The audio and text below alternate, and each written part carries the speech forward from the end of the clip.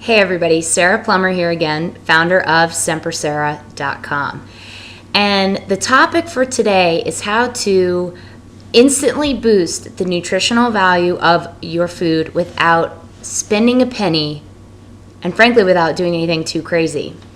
So I'm super hyped up right now. I just got home from doing an awesome health coaching session with one of my clients. We went for a walk around Red Rocks and talked the whole time and kind of went through some of his wins and losses and ahas and modifications that he's come to over the last couple weeks. And one of my favorite parts of our coaching session today was at the top of the mountain. So we hiked up the whole thing, and I had my amazing motivational little three-legged dog with us too. And we got to the top of the mountain, and we took some time to take him through a basic meditation and some breathing practices so he could get fully present. And even though he's done a little bit so far, he kind of gave me some feedback and what the experience was like for him. And it was really cool. Well, the reason why this is relevant to our topic today is because in order to instantly boost the nutritional value of your food, I want you to be fully present. So I want you to engage in what's called mindful eating. So if you get the concept of mindfulness, it makes sense in how we can apply this to how we eat. So it's really just about about removing distractions or just being fully present. And the two kind of go hand in hand, right? So the first two things I think of with distractions while we eat are eating while working, so eating at the computer or eating while watching TV.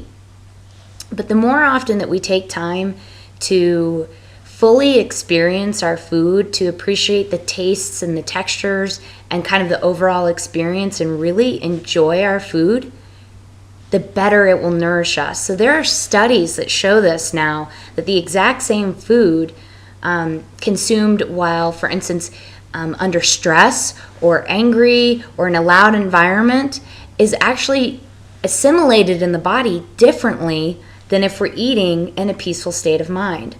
So another suggestion for how to help you practically apply this concept, so you say, you turn off the TV or you're away from the computer, another thing that you can do is to say a little prayer before you eat. So whether that's for you a prayer or a meditation or just engaging in some simple breathing and just taking 5 deep breaths before you just dive into your food. And I think you'll see some pretty cool things happen if you make that adjustment.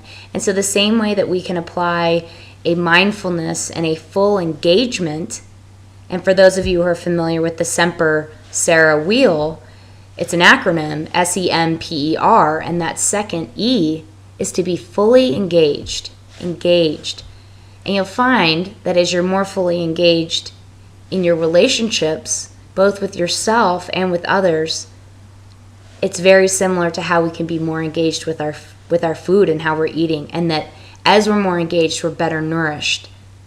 And so that applies with food and relationships, and I submit that that applies also to our careers, right? So the more engaged we are on task, the more fulfilling and more rewarding and enriching that may be. Same with education or our spiritual practices or our physical fitness practices.